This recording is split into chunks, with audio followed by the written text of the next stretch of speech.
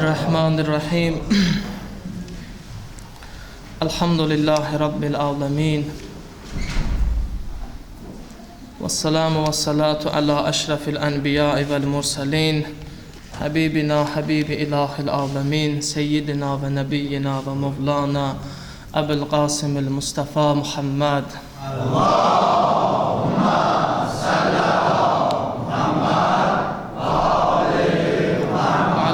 بيته الطيبين الطاهرين معصومين ولعنة الله على أعدائهم أجمعين. أعوذ بالله من الشيطان الرجيم. رب اشرح لي صدري ويسر لي أمري واحلل عقدة من لساني يفقهوا قولي. Vilayət və imamət günəşinin İlk şəhidi xanım Fatimə-i Zəhra salamullahu aleyhanə salavatla yad eləyək. Allahumma salli ala Muhammed və ali Muhammed və əcil və cəbul ya Zəhra. Allah Teala bizləri xanım Zəhranın həqiqi, vəfadar davamçılarından, əzadarlarından qərar versin inşallah. Amin. İnsan dünyaya gələndən ta birinci insandan qiyamət gününə qədər insanların yaşayış tərzində bir amil var. İnsanın narahat olması, narahatçılıq, baş verən hadisələr müqabilində narahat olan insanlar. Nədənsə narahat olan insanlar. Bugün istəyirik Xanım Zəhranın şəhadətinin son günündə ki, Əyyam Fatimiyyənin son günüdür, insanların narahatçılığından biraz danışaq. Müxtəlif dəstə insanlar olur, onlar narahat olurlar. Nəyə narahat olurlar? Bu haqda biraz danışaq. Ümumiyyətlə Allah Teala insanı yaradıb, insan bu sadə bir sözdür, çox deyilib, amma yaradılışın mahiyyəti budur. İnsan Allaha bəndə olsun. Allah hər nə deyirsə, sözsüz ona təslim olsun. Allahın dediklərinə şək eləmədən riayət eləsin. Təslimiyyət. İnsanlar var, təslimiyyətdə narahatdılar. Allaha görə narahatdılar. Allah bizə nə deyər? Görəsən Allah məndən razıdır. Görəsən Allah qarşısında vacibatları, Allahın istəklərini lazımi şəkildə yerinə yetirə bilirəm. Bu bir dəstə insanın narahatçılığıdır. Narahatdır haqqın bərqərar olmasına görə. Bəzi dəstə insanlar var, onlar tamam bunun əksinə dünyaları əlindən çıxar. Hakimiyyətləri əlindən gedər, vəzifələri əlindən gedər, hörmətləri düşər, buna görə narahatdılar. Bəzi adamlar var, bunların heç birindən deyir. Kərbəla hadisəsinin təhlilində alimlərdən biri buyurur, orada 3 dənə dəstə adam var idi. Biri aşiqlər idi, biri eşqin düşmənləri idi, biri də aşiq olmayanlar idi. Aşiqlər İmam Hüseyin ağanın dəstəsi idi. Eşqin düşmənləri onları şəhid eləyənlər idi. Bir dəstə də var idi, onlar aşiq döyürdülər. Amma eşqin düşməni də döyürdülər. Tarix boyu insanlar dəstələrə bölünüb. Fikirlərinə görə, mövqeylərinə görə və onlar öz mövqeylərini xülasə eləsək bu sözü itirməməkdən ötürü narahat olmağa başlayıblar. Məsələn, Quran-ı Kərimdə Allah Teala xitab eləyir Cümə surəsində. Yahudilərə buyurur: "Qul ya eyyuhellezine hadu in za'amtum ennekum evliya'u lillah min dunin nasi fetemennavul maut in kuntum sadiqin." Tərcüməsi budur ki, denən onlara, əgər onlar narahatdırlarsa, əgər güman edirlər ki, ən çox Allah onları istəyir, güman edirlər ki, ən çox Allah onları istəyir, ayrı insanları deyil, ancaq onları istəyir. Çünki Yahudilərdə belə bir iddia var ki, biz Allahın ən sevimli bəndələriyik. Və tarix boyu buna görə narahat olublar. Nə işlərdə, nə zülmlərdə, nə hadisələrdə ediblərsə, bu mövqeyi itirməməyə görə ki, bunu cəmaatın gözündə canlandırıblar, bunu bu cür təbliğ ediblər, insaniyyətə bu cür çatdırıblar, əllərində olan gücdən, qüvvədən istifadə ediblər, yeridiblər cəmaatın beyninə, insanların beyninə ki, Allah ən çox bizi istəyir. Quran-ı Kərim buyurur, əgər onlar iddialarında düzdülərsə ki, Allah ən çox onları istəyir, onda Allahdan ölüm istəsinlər. Çünki aşiqlərin istəyi ölümdür. Ölüm körpüdür, insanı Allaha qovuşdurur. Bu narahatçılıqları ki var, onlar iddia edirlər ki, bizi Allah istəyir və başqalarından daha çox istəyir. Allahın ən çox bəyəndiyi bizik. Allah ən çox bizi istəyir. Onda ölüm istəsinlər özlərinə. Bizim sözümüz ona görə bu mövzudur ki, o insanlar ki, bugün baş verən hadisələrdən narahatdırlar. Bir cəm var, bugün əyləşib məsciddə, bu cəmin bir hissəsi də yoxdur. Onlar da narahatdırlar, əsil möminlər. Məsəl üçün, müxtəlif dini dəyərlərə qadağalar var, alimlərin günahsız yerə həbsi var və sonuncu baş verən hadisələr. Buna görə çox narahatdır möminlər. Narahatdırlar ona görə ki, Allah qarşısında onların məsuliyyəti var. Sabah qiyamət günündə Allaha cavab verəcəklər. Bir müsəlman olaraq nə eləyiblərsə, onun müqabilində sorğu-sual var bu məsələlərdə. Ona görə narahatdırlar. Günahsız yerə bir insan şərlənirsə, həbs olunursa və başqa bu cür məsələlər, hadisələr baş verirsə, insanlar, möminlər, həqiqi aşiqlər narahat olurlar. Bu, bunların narahatçılığıdır. Yer tapa bilmirlər özlərinə. Qəlbləri sıxılır, ürəkləri sıxılır. Narahat olmağa başlayırlar. Nəsə eləməyə çalışırlar, nəsə xidmət göstərməyə çalışırlar. Amma bəzi insanlar da var ki, bu hadisələrdə öz mövqeylərini itirməkdən narahatdırlar. Məsəl üçün, cəmaat içərisində, burada cəmaatın da təqsiri var. Cəmaat onlara ağsaqqal adı verib, ağsaqqal kimi onları qəbul edib, böyük kimi ehtiramlarını saxlayıb, bugün o insanlar haqqın deyilməsinə qarşı çıxmaqla öz narahatçılıqlarını göstərirlər. Çünki o məqam ki var, o gələndə hamı ehtiram edir, ayağa durur, böyük əksəriyyət. Onun sözü ilə oturub dururlar. Biraz da burada maddiyyat rol oynayır, biraz yox, çox rol oynayır. İmkanları var, vəzifələri var, pulları var, dünyada özlərinə görə söykənəcəkləri var.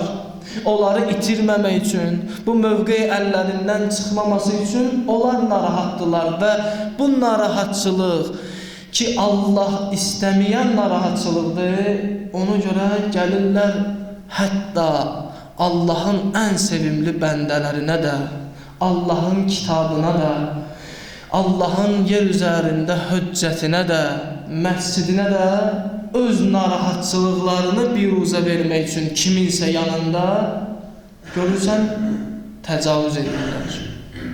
Bu insanlar deyək, dünyapərəst insanlardır, bu insanlar məqampərəst insanlardır. Bunların əsl məqsədi nədir? Allah bunların iç üzünü bu vasitə ilə göstərir. Xanım Fatimə-i Zəhra da öz dövründə baş verən hadisələrin müqabilində ən çox narahat olan insan oldu. Və onun narahatçılığı böyük bir hərəkatın əsasını qoydu. Zülmə qarşı öz canı ilə mübarizə apardı. Elə bir narahatçılıq ki, Allahın yer üzərində höccətini insanlar imam kimi qəbul eləmədilər. Bu narahatçılığa görə xanım Fatimə-i Zəhra şəhadətə çatana qədər mübarizə apardı. Nəyə görə əslində insanlar bəzi hallarda Allah'a unudub başqa-başqa istiqamətlərə gedirlər? Həqiqət, haqq hər zaman aydındır, heç vaxt gizlin deyil. Siz diqqət eləyin, biz indi məclisimiz məhrəmanədir, özümüzük. Bu məsələləri özümüz üçün biraz da aydındır, biraz da açıqlamalıyıq ki, bizə yəqinlik əta olsun. Siz baxın, heç kim, heç bir insan, heç bir müsəlman, mömin, namaz qılan, namaz qılmayan iddia eləyib deyə bilmədi ki, mən xüsusiləşdirim biraz məsələni, bu məsciddə və yaxud hər hansı bir yerdə ki, haqq söz deyilir, heç kim cürət tapıb deyə bilmədi, siz Allah adına düz iş görmürsünüz. Bunu heç kim deyə bilmədi. Həmd olsun Allaha. Heç kəs cürət tapıb deyə bilmədi ki, filan kəs danışanda düz danışmayıb. Hətta ən günahkar insan belə bu gün etiraf edir ki, düz deyirsiniz. Bu Allahın bizə olan ən böyük lütfüdür. Şükür olsun Allaha. Bunu heç kəs etiraf edə bilmədi ki, hamı daha doğrusu etiraf elədi. Düz deyirsiniz, həqiqəti deyirsiniz. Sən bilirsən ki, həqiqəti deyirlər. Sən görürsən ki, düz deyirlər. Gizlin deyil, aşkardır bu deyilənlər. Heç bir gizlin bir iş yoxdur. İnsanlar haqqı deyib canlarını qurban verirlər. Cəmaat ləbbeyk deyib gəlir onlara qulaq asır. Görürsən haqqı deyirlər, yenə narahatsan. Bu narahatçılıq nəyə görədir? Sən qalırsan kiminsə kölgəsində. Adam istəmir çox şeyi aydın düşsün. Amma məcburdur da, insan bəzən aydınlaşdırmağa məcbur olur. Bunun içərisində yenə deyirəm, namaz qılan da var, məscidə gələn də var, məscidə gəlməyən də var. Çox təəssüflər olsun ki, ruhanilər də var. Çox təəssüflər olsun. Başına Peyğəmbər əmmaməsi qoymuş şəxslər də var. Həccə gedən insanlar var. İmam ziyarətində olan insanlar var. Çox təəssüf olsun. Özü qəbul edir ki, bəli, haqq deyilir, haqqı deyirsiniz, amma yenə narahatdır. Adama deyərlər, nə üçün narahatsan? Sən demirdin ki, bəs haqqı çatdırmaq lazımdır insanlara. Sənin dərs aldığın məktəbdə sənə öyrətməyiblər ki, zülmə qarşı mübarizə imamətin ən birinci xəttidir. Sən dərs aldığın məktəbdə eşitməmisən ki, bizim imamlarımız, məsumlarımız, Peyğəmbər əleyhissalam özü, xanım Zəhra haqqın deyilməsində, insanlara yayılmasında, zülmlə mübarizədə nə qədər müsibətlər gəlib başlarına, sən bunu oxumamısan. Sən başına qoyduğun əmmaməni alanda bu işləri bilmirdin ki, bugün narahatsan, iddia edirsən, nədən narahatsan? Sənin Allaha imanın yoxdur məgər? Sən zərrə qədər də olsun Allahdan qorxmursan. Nəyə görə narahatsan? Kimin dalınca gedirsən? Kimə qulluq edirsən? Kimə bəndəsən? Əsl həqiqət burada çıxır üzə.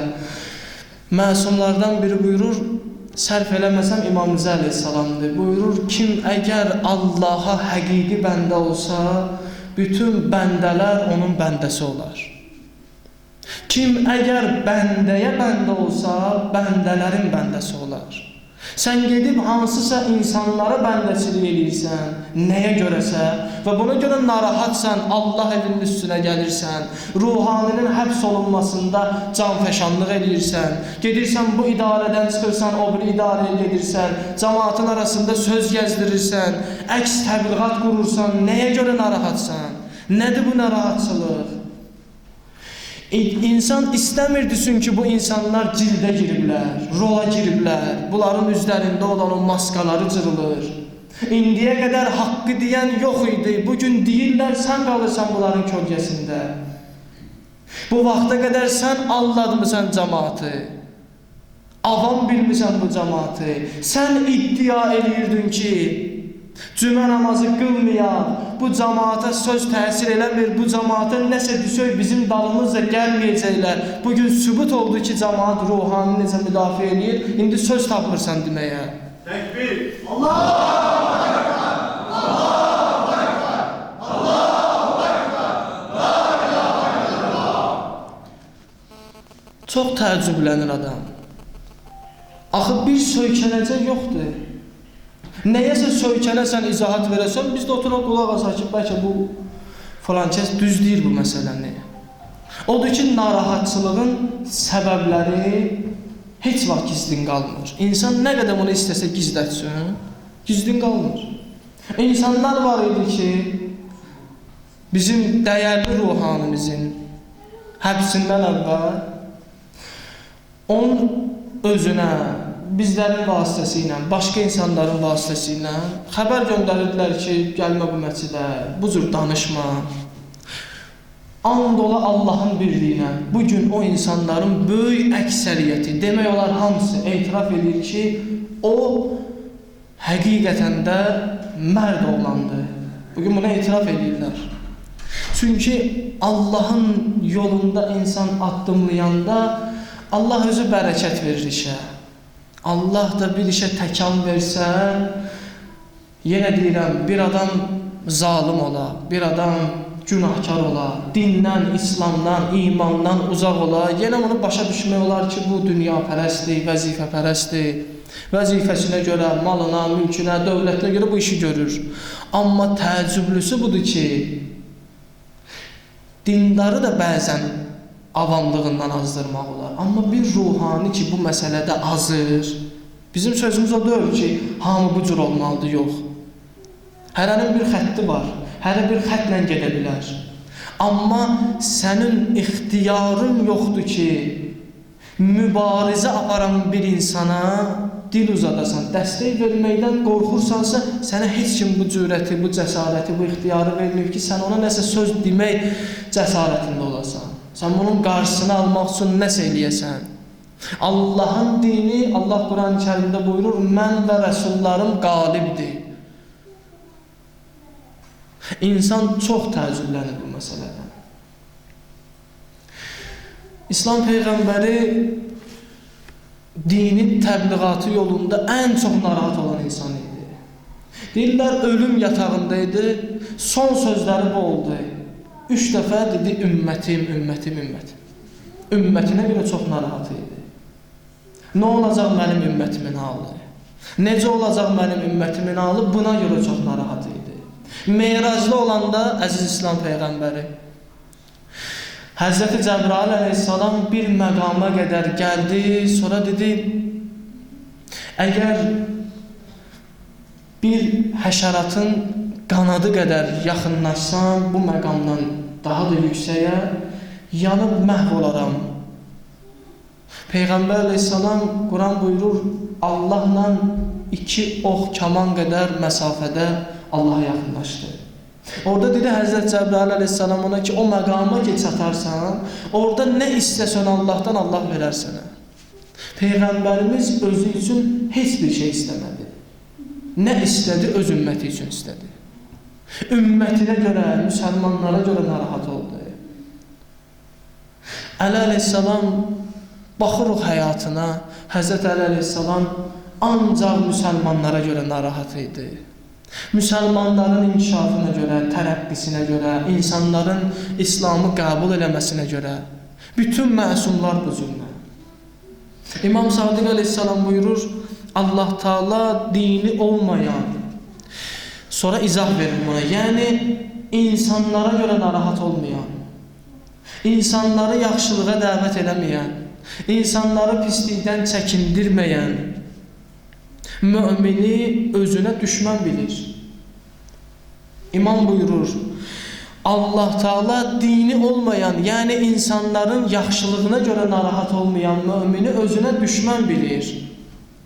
Heç bir iman sahibi olan gözə icazə verilmir ki, insanların günahlarını müşahidə etdiyi halda belə bir vəziyyəti dəyişdirməmiş göz qapaqlarını bağlasın. İmamın sözüdür. Heç bir insana, heç bir müsəlmana ixtiyar verilmir ki, baxsın, görsün, cəmiyyətdə fəsad var, günah var, insanlar günah içindədirlər, görsün bunu, buna müdaxilə eləyib düzəltməyə çalışmamış, gözünü bağlasın.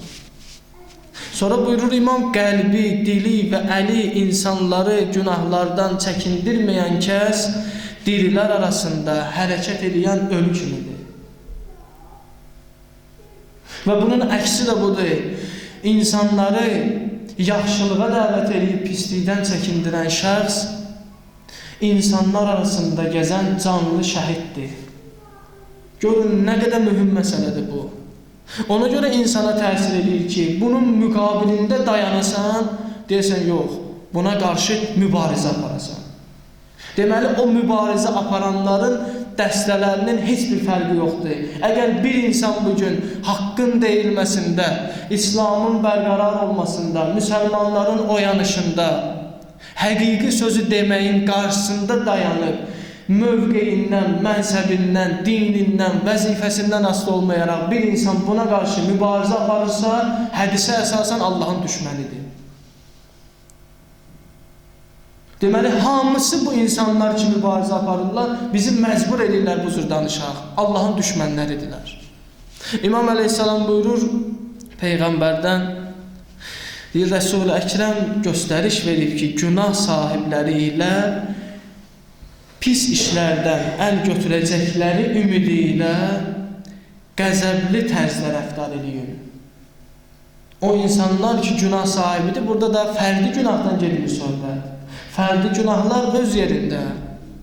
Biri cəmiyyətdə fəsad yayırsa, içki satır, qumar obyekti işlədir və başqa məsələlər, bunlar öz yerində. Bir nəfər də durub məscidə qarşı mübarizə aparır, ruhaniyə qarşı mübarizə aparır. Peyğəmbər buyurur, onlarla qəzəblə rəftar edilir. Onlara imkan, şərait verməyin ki, bunlar ayaq tutub yerisinlər. Qəzəbli pələng kimi qəzəblənərlər.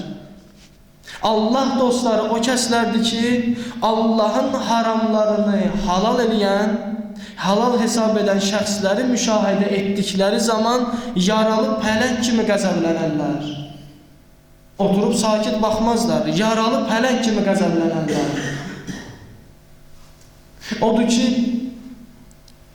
Peyğəmbərin buyruğuna əsasən heç bir insan bu məsələlərdə laqeydlik göstərməsin gərək. Biz bacardığımız qədər olduğumuz yerlərdə öz narahatçılığımızı onsuz da biruzə veririk, gərək biraz da çox veririk.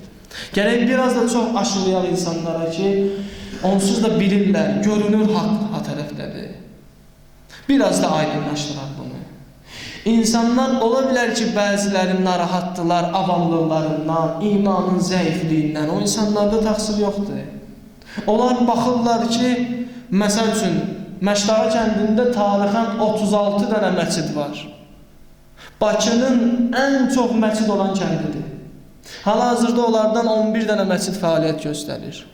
Bu dindarda, namaz qılanda nə təqsir var ki, baxır görür 11 dənə məscid, biz məcburuq bunu deməyə.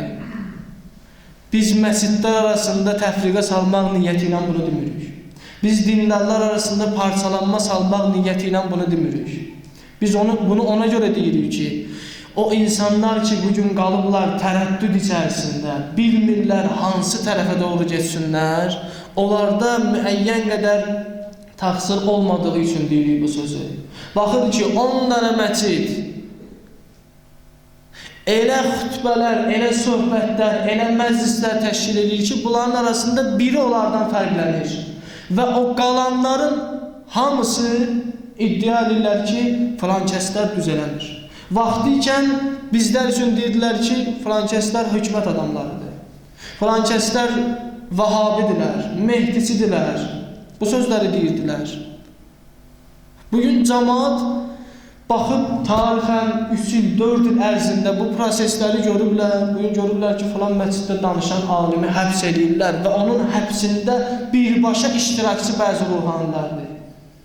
Buna görə cəmaatda oyanış var. Bunun qarşısını heç kim ala bilməz. Bu Allahın insanlara olan lütfüdür. Allahın bizə olan lütfüdür. Bunu görürlər, bilirlər. Bugün də get-gedə aydınlaşır. Məsələ biraz da aydınlaşır. Və biz bu söhbəti neçə dəfə eləmişik. Və yenə də deyirik, yenə də bilsinlər. 31 martda 18-ci ildə ermənilər tərəfindən dünya Azərbaycanlılarının soyqırımı olub. 30-40 minə yaxın Azərbaycanlını qətlə yetiriblər. Azərbaycanın müxtəlif şəhərlərində, Bakıda, Bakının kəndlərində və o dövrdə biraz açıb mütaliə eləsinlər tarixi. Məxsusən bizim Bakı kəndləri və xüsusilə qeyd eləmək istəyirəm ki, Həbiboğlunun bir kitabı var, orada bu tarixlər çox təfərrüatı ilə yazılıb.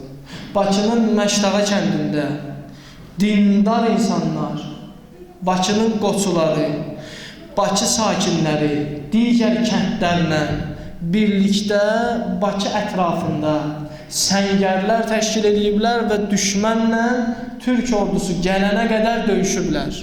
Və qadınları da yığıblar dəniz kənarına, Nərdaranda, Bilgəhdə.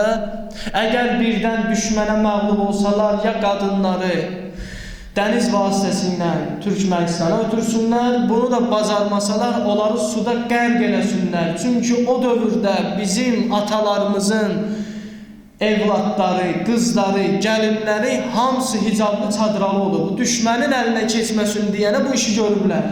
Və bugün də hamı bilsin, biz xanım Fatimə-i Zəhranın əmanəti olan hicabın qorunmasında, onun müdafiəsində, dədə babalarımızın, atalarımızın bizə öyrətdiyi yolla gedəcək. Heç kim burada tərəddüd eləməsin, heç kim şəkk eləməsin ki, biz hər hansı bir vasitə ilə bunun qarşısını ala bilərik. Bu mümkün olan bir şeydir. Təkbir!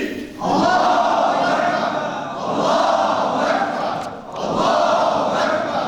La ilahe illallah! Bunu mən özüm şəxsən üzr istəyərək deyirəm, çox yerdə deyirəm. Bizi daim kölə vəziyyətinə salmaq istəyiblər. Amma 70 il Sovet dövründə İmam Hüseyn məktəbini yaşadan bu kəndlər olub. Bizim canımızdadır bu. Biz bunu gözümüzü açmışıq evimizdə, məhəlləmizdə, kəndimizdə görmüşük. Sən bugün bunu ilə mübarizə aparmaq istəyirsən. Və bu mübarizə aparan insanlar ki var, onlara bəzi bizim kəndçilərimiz, yenə deyirəm, alimlərimiz, dindarlarımız ki, zəmin yaradırlar. Allaha and olsun, Allah onları qiyamətdə yox, elə bu dünyada rüsva edəcək. Çünki bu elə bir yoldur ki, Allahın yoludur, burada insanların başqa məqsədləri yoxdur. Burada başqa məqsəd ola bilməz. Heç kim buradan qazanc əldə eləmir. Heç kim buradan kiminsə göstərişi ilə iş görmür. Bu Allahın sözüdür. Allahın sözünü